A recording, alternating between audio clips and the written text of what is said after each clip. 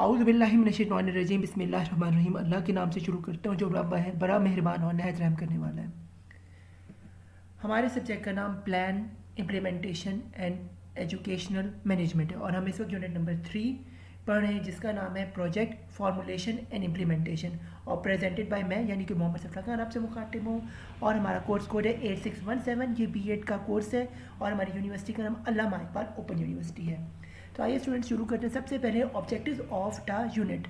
इसका क्या है? Number 1, differentiation between a programme and a project. Number 2 पे हमारे पास है explain what are project cycle and the division and the number of stages of the cycle. Number 3 पे हमारे पास है classify different projects in different types. Number 4 पे हमारे पास है formulate a project with all its components. तो आइए स्टूडेंट्स चैप्टर को अब आगाज़ चैप्टर का करते हैं। सबसे पहले नंबर 1 पे हमारे पास है द एजुकेशनल प्लानिंग प्रोसेस। अब ये क्या होता है? As a matter of fact educational plans are conceived, prepared, carried out and evaluated in different phases. There are 6 phases and these phases come in the following sequence. Number 1 क्या है? Pre planning. Number 2 क्या है? Planning. Number 3 पे क्या है? Plan formulation. Number 4 पे क्या है? Plan elaboration. नंबर 5 पे क्या है? Plan implementation. नंबर 6 पे क्या है? Plan evaluation. आगे स्टूडेंट्स क्या है? हम आगे देखते हैं। ये है नंबर 2, ये है the project cycle. Project students समझते हैं प्रोजेक्ट साइकिल क्या है? ये है project formulation and implementation activities run through several successive stages which are referred to as the project cycle।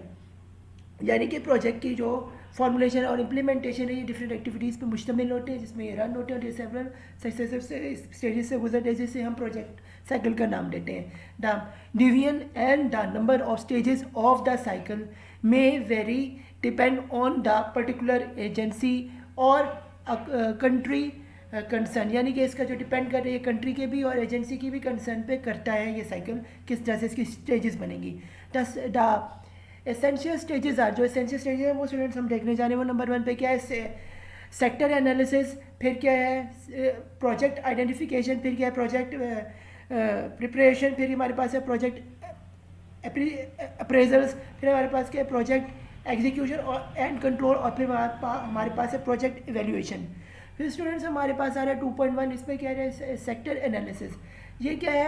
Main objects of sector analysis is to provide the necessary basis for a systematic identification of educational projects। इसमें क्या? Systematical identification of education projects को जो है उनको analyse किया जाता है different sector में जो यूज़ होंगे। हमारे मेन ऑब्जेक्टिव ये होता है। फिर है the problems and policies of the country's education sector are analyse for the purpose. इसके ज़रिए इसी क्या होते हैं? प्रॉब्लम्स जो होते हैं पॉलिसीज़ के लिए उसे एनालाइज किया जाता है एजुकेशन सेक्टर के लिए। फिर है coherent set of actions proposal which include investment priorities and programmes in education are followed. उसमें जो एजुकेशन जो है प्रायोरिटीज़ जो है प्रोग्राम्स के हिसाब से उनको जो है फॉलो किया जाता है। प्रपोजल उनका देख के जो हमने एक्शन जो इसको उसकी कोहेरेंस जो हमने क्रिएट की। उसमें क्या है? Sector analysis is also carried out by some outside agencies like UNESCO and the World Bank. यानी इसमें जो यूनेस्को और वर्ल्ड बैंक है ये यूनाइटेड नेशंस के यूनेस्को और वर्ल्ड बैंक है ये भी यूनाइटेड नेशंस के ये मिलके जो है सेक्टर एनालिसिस का किया जा रहा है कि वो कितनी जो एजेंसीज हैं हमारी मदद कर सकते हैं फाइनेंशियली भी। Their analysis is frequently done through sector studies. ये किस तरह से फ्रीक्वेंट सेक्टर स्टडीज़ के जरिए होता है। These studies are carried out either by UNESCO missions in consultation with national authorities and officers or by the national officers themselves with some external assistance। यानी कि ये जो यूनेस्को है जो कि यूनाइटेड नेशन का ये क्या होता है? काउंसलिंग इनकी किस तरह से की जाती है नेशनल अथॉरिटीज़ यानी बड़े लोगों के साथ यानी डिप्लोमेट्स के साथ और क्या ऑफिशियल्स के साथ और क्या है नेशनल ऑफिसर्स जो होते हैं थ्रू सम एक्सटर्नल असिस्टेंट्स जो होते हैं उनको दी जाती है जो इंटरनल होते हैं अंदरूनी भी कभी ये हो जाते हैं। आगे हम स्टूडेंट्स चलते हैं प्रोजेक्ट आइडेंटिफिकेशन की तरफ। 2.2 आपका ये क्या? Project identification involve 2 main operation. इसमें क्या? Number 1 the identification of one और several priorities in which projects are required if proposed actions activities objects are to be fulfilled. ये इसमें फुलफिल करने के लिए ऑब्जेक्टिव्स को जो है उसके लिए प्रपोज किया जाता है।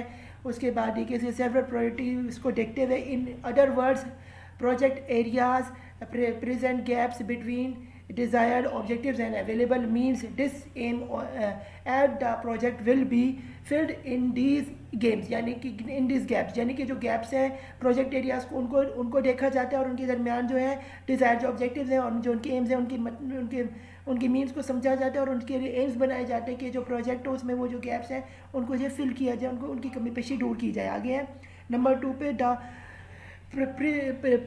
preliminary definition of the objectives and contents or the components of such projects, their estimated cost and likely sources of finance, and the administrative authorities in charge of the project will be identified। इसमें क्या होता है preliminary definition को नज़र रखते हुए objectives को और कंसर्न जो है कंपोनेंट्स को देखा जाता है प्रोजेक्ट में जो इस्तेमाल हो, जिसमें एस्टिमेटेड कॉस्ट की जाती है और सोर्सेज को देखा जाता है, फाइनेंस आपका कितने और ये काम होता है एडमिनिस्ट्रेटिव अथॉरिटीज़ का जो कि इंचार्ज होते हैं इन प्रोजेक्ट को अमली जमा पहनाने के लिए आइडेंटिफाई करते हुए।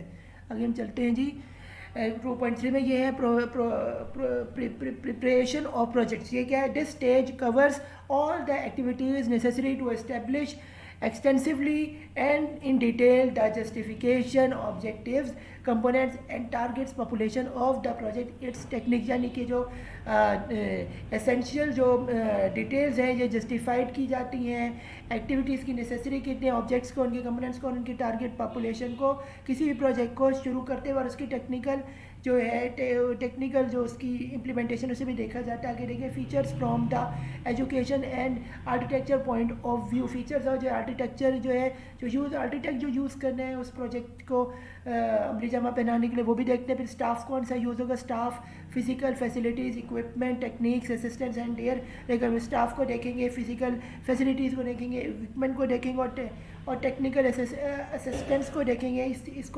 इसकी रिक्वायरमेंट्स पूरे करते हुए आगे हम चलते हैं the location and sites of the facilities the project and the cost of project is also set up designed at this stage. इसमें क्या कहते हैं local and sites facilities and the projects and the cost of the project is also set by design at this stage पे जो है वो देखें किस लोकेशन पे आना और किसी जगह पे ये साइट पे ये फैसिलिटीज़ हैं और किस प्रोजेक्ट पे जाना है और कितनी कॉस्ट इस प्रोजेक्ट की होगी और ये बताना है कि किस तरह का डिज़ाइन होगा और कौन सी स्टेजेज जो है उन्हें फॉलो किया जाएगा तो जो है इस प्रोजेक्ट का जो है वो बनेगा। आगे हम जानेंगे 2.4 पे ये अप्रेजर्स ऑफ द प्रोजेक्ट। इसमें क्या है the project appraisal refer to a comprehensive and systematic review of the project when it is submitted for financial allocation or assistance with a view to making a critical assessment of its justification, standard cost, facilities etc. and its consistency with the institution's leading criteria and programs। यानी कि हम इसमें सबसे पहले देखेंगे project assistance जो है वो कौन दे रहा है और उसकी कॉम्प्रिहेंसिव और उसकी सिस्टमेटिक रिव्यूज़ हम देखें प्रोजेक्ट को मद्देनजर रखते हैं और उसकी फाइनेंशियल एलोकेशन किधर हो रही है और उसकी असिस्टेंस कहाँ दी जाए उसकी और उसकी क्रिटिकल असेसमेंट की जाएगी और जजमेंट की जाएगी और स्टैंडर्ड और कॉस्ट को और फिजिबिलिटी की मुमकिन है भी कि नहीं एक्सेट्रा चीज़ों को देखा जाएगा और कंसिस्टेंसी क्या ये मुमकिन बार बार इसको इस्तेमाल किया जा सकता है इंस्टीट्यूशन में ताकि हम क्राइटेरिया को अपनी जो है पूरा कर सकें और प्रोग्राम को भी वक्त पे। फिर है following are the different kinds of the appraisals which are required to make a judgement about the availability of the project. Availability के होते हुए इन अप्रेजल्स को पूरा करते हुए जो है वो डिफरेंट लाइन्स को जो मद्देनजर रखा जाता है। सबसे पहला उसमें क्या है टेक्निकल अप्रेजल्स। टेक्निकल अप्रेजल के जो टेक्निकल बनने उनको जो है जॉब दी जाए जो इसके लिए फिट बैठते हों, जिन्हें सॉफ्टवेयर पे काम करना। तो नंबर सेकंड पे वो है फाइनेंशियल अप्रेजल। फाइनेंशियल अप्रेजल वो है जिन्हें एमबीए किया, वो जिन्हें थोड़ा बहुत जो है फाइनेंशियल के बारे में पता हो, वो जो है इसको हैंडल कर जाए, उनका कोई एक्सपीरियंस भी हो तो ये जो है उनके लिए उनको हायर किया जाए। और उसके बाद नंबर सी पे है economic and social appraisal. Economics और सोशल अप्रेजल कैसे जो साइकोलॉजी को और जो दूसरी लेवल्स को भी जो है इकॉनमी को भी समझते हैं, उनको भी जो है उनको अप्रेजल करते हुए इसमें जो है हायर किया जाए। आगे है स्टूडेंट्स, हम चलते नंबर 3 पे। ये है टाइप्स ऑफ एजुकेशनल प्रोजेक्ट्स। ये क्या है, कौन सी टाइप्स होते हैं? वो है नंबर 1 हमारे पास expanding the education system, this will include, इसमें क्या आता है? नंबर 1 क्या है? Increasing in the output of the qualified man power, इसमें आती है कि क्वालिफाइड मैन पावर हमारी हो। नंबर 2 पे कह रहे हैं increase in the opportunities for general education, increase करें जनरल एजुकेशन लोगों की जिन्हें एलोकेट करें। फिर नंबर सेकंड पे क्या है? Improve the quality of education, improve करें quality of education, that will include, उसमें क्या है? Increasing the number of qualified teachers को लेकर फिर क्या? Improve the quality of the quantified teachers को लेकर फिर क्या? इम्प्रूव करें in the text book curriculum content etcetera, curriculum और कंटेंट को एक्सेट्रा। फिर नंबर 3 पे देखें development of the plans and the management capacities in the field of education. Capacity देखें in the field of education और उनकी capability देखें, तब उन्हें सेलेक्ट करें। फिर क्या? Project can also be classified according to the types of inputs यानी कि उनके इनपुट्स को देख के वे जो है इनको जो है क्लासीफाई किया जाए। इसमें क्या सबसे पहले आता है? स्कूल कंस्ट्रक्शन प्रोजेक्ट, स्कूल की कंस्ट्रक्शन किस तरह प्रोजेक्ट्स में होनी चाहिए। फिर क्या है? स्टाफ से ट्रेनिंग प्रोजेक्ट, स्टाफ का किस तरह से ट्रेन होने चाहिए। फिर क्या है? Text book project, text book जो आपकी उसमें प्रोजेक्ट है उसमें की स्टडीज़ वगैरह हैं या नहीं है, जिससे स्टूडेंट्स की जो है वो जो दिमाग उनका खुले उन्हें बात समझ आए, ये भी होता है। और नंबर डी है रिसर्च प्रोजेक्ट्स भी होने चाहिए ताकि स्टूडेंट्स को जो एप्लीकेशन भी उनकी समझ आए जो वो पढ़ रहे हैं। नंबर ई में क्या है? Development of the audio visual add project, यानी कि ऑडियो वीडियो भी में उसमें उनको सही है, यानी प्रोजेक्टर्स का भी इस्तेमाल किया जाए जैसे स्टूडेंट्स को जो है वो समझ आए कि वो जो वो कर रहे हैं उसकी एप्लीकेशन भी ऐसे मिलती है, इससे जो होती है उनकी जो है दिमाग जो उनका खुलता है, उन्होंने उनके जो आप पढ़ा रहे हैं सब्जेक्ट उनको उसकी और ज़्यादा उनसे उनको रोशनाज होते हैं, उन्होंने समझ आती है। आगे चलते हैं स्टूडेंट्स, नंबर 4 ये है the components of a project. ये क्या है? A project is formulated and analyse by using a number of estimated components, यानी इसमें क्या होता है? प्रोजेक्ट्स में फॉर्मुलेशन और एनालाइज करते हैं यूजिंग डिफरेंट एस्टिमेटेड कंपोनेंट्स होते हैं। These components are necessary and should be presented in all education project. ये सब एजुकेशन प्रोजेक्ट्स में जो है इनको इस्तेमाल किया जाता है इन कंपोनेंट्स को प्रेजेंट करने के लिए। लिस्ट ऑफ आइटम्स और components to be included in the perspective of educational projects in given here briefly। कुछ जो उनमें components हैं उनको हम briefly में नज़र बता रहे हैं जिनको हम प्रिपेयर करते हैं एजुकेशन प्रोजेक्ट्स को करने के लिए। नंबर 1 के justification whole projects and by components. फिर नंबर 2 पे क्या? Objective and rational whole projects and by components. फिर क्या? Number 3 select features of institution and activities. फिर क्या है? नंबर 4 पे कॉस्ट्स। नंबर 5 पे क्या? Project components. नंबर 6 पे क्या? Project facility. तो स्टूडेंट्स यहाँ पे हमारा चैप्टर नंबर 3 शुरू ख़त्म होता है 8617 का। फ़ी अमान अल्लाह। तो मुझे अपनी दुआ में याद रखेगा और मुझे मेरे चैनल मोहम्मद सफ़रा खान को सब्सक्राइब करें और मुझे सपोर्ट करें। अल्लाह हाफ़िज़।